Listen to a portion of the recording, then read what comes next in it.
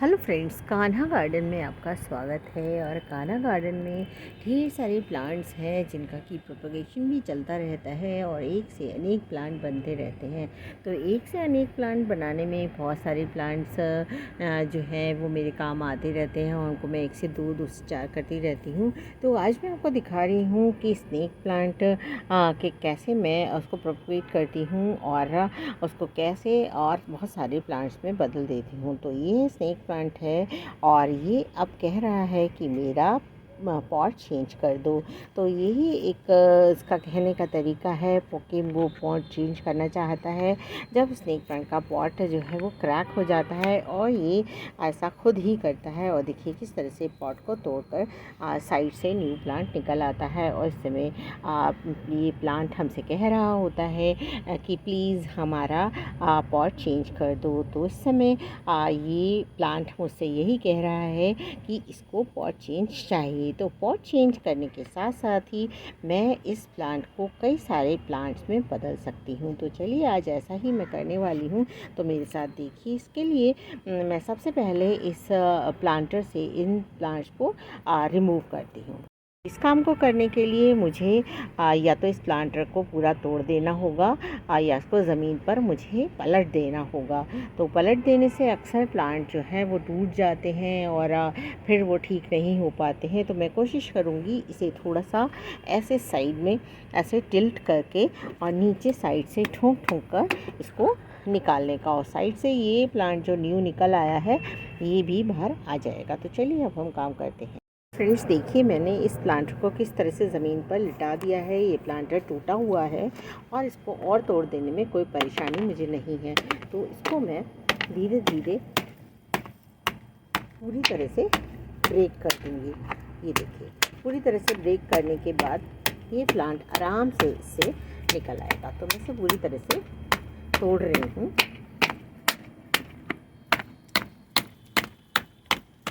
जब ये पूरी तरह से टूट जाएगा इसका पॉट, क्योंकि टूटा हुआ पॉट है तो मुझे कोई परेशानी नहीं है इसको निकालने से।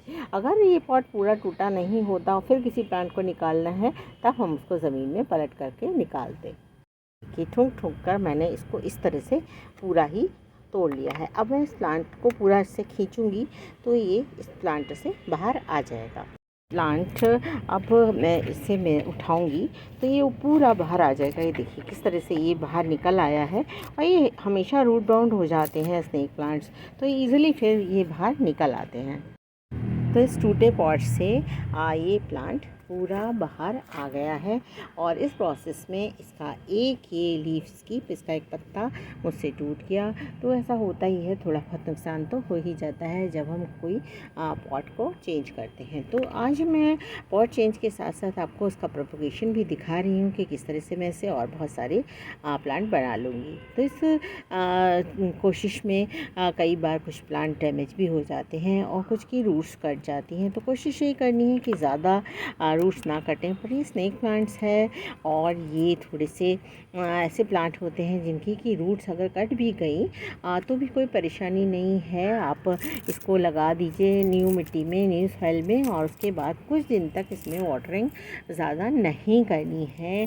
और अगर बहुत ज़्यादा गर्मी है तो अलग बात है, आप इसमें पानी डाल सकते हैं। बट अगर मौसम अच्छा है तो कुछ दिन इसको ऐसे ही छोड़ देना है। तो खैर अभी तो मैं इसको अलग कर रही हूँ प्लांट को। देखिए इस तरह से इस प्लांट को इसमें से अलग कर सकते हैं। तो ये प्लांट के देखिए कितनी मोटी रूट के साथ ये आपस में जुड़े हुए हैं। और ये हैं 2 प्लांट्स। ये देखिए, एक प्लांट ये है जो कि इस लीव से ये नीचे से निकला हुआ है, एक प्लांट ये है। तो इसको अगर हम यहाँ से तोड़ दें, ये देखिए इसको हम यहाँ से तोड़ देते हैं, ये रूट है, इसको हम यहाँ से कट कर देंगे। उसको ऐसे ही कट कर दीजिए या किसी चीज़ से सहायता से कर दीजिए।